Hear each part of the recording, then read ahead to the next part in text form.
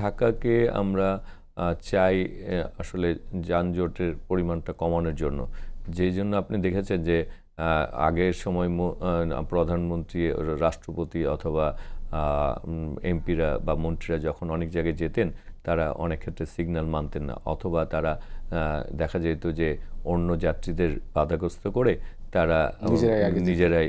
কিন্তু আমাদের প্রধানমন্ত্রী সহকারে আমরা নিজেরাই যানজটের যে দুর্ভোগ, আমরা কিন্তু সেই দুর্ভোগ পোহাচ্ছি। তার মানে জনগণের যে দুর্ভোগ, সেই দুর্ভোগ কিন্তু আমাদেরও দুর্ভোগ। এবং আমরা তখনই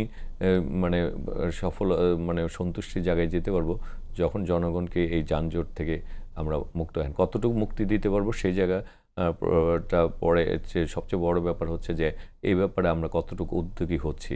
আমার মনে হয় যে ঢাকা শহরকে যানজট মুক্ত করা, এবং ঢাকা শহরে বিশেষ করে, যেমন আমি ইতিমধ্যে আপনাকে বলি যাই না, তবে অন্যান্য মিডিয়ায় বলেছি, সেটি হচ্ছে যে আমরা যে রেল ক্রসিংগুলি রয়েছে সেইগুলিকে আমরা ঢাকার রেল ক্রসিং বা ঢাকার আশেপাশে যে বিভিন্ন জেলায় যে রেল ক্রসিং, এগুলিকে আমরা আন্ডারপাস ওভারপাস করে রেল ক্রসিং করতে চাই, যাতে করে রেল ক্রসিংয়ে একটা যানজট তৈরি হয় সেটি যাতে তৈরি না হয়।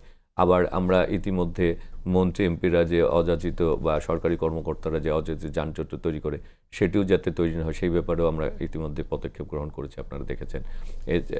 আর এছাড়া আমরা অন্যান্য যে সমতা আনা, মানে আমাদের একটি রাস্তায় বিভিন্ন ধরনের যে গাড়িগুলি চলাচল করে, সেখানে যারা অবৈধ যেসব পরিবহন চলাচল করে তাদেরকে আইনের আওতায় আনা, সেই কাজটিকে আমরা করতেছি।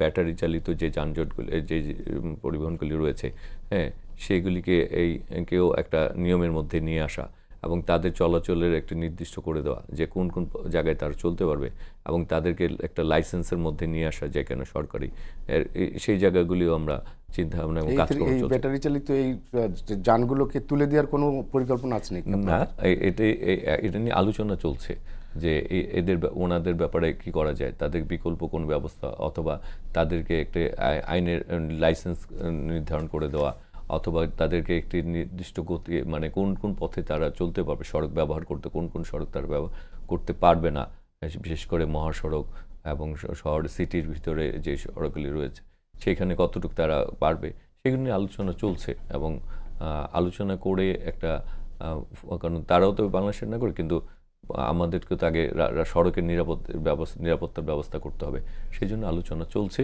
যে এই ব্যাপারে সমন্বয় সাধন করা।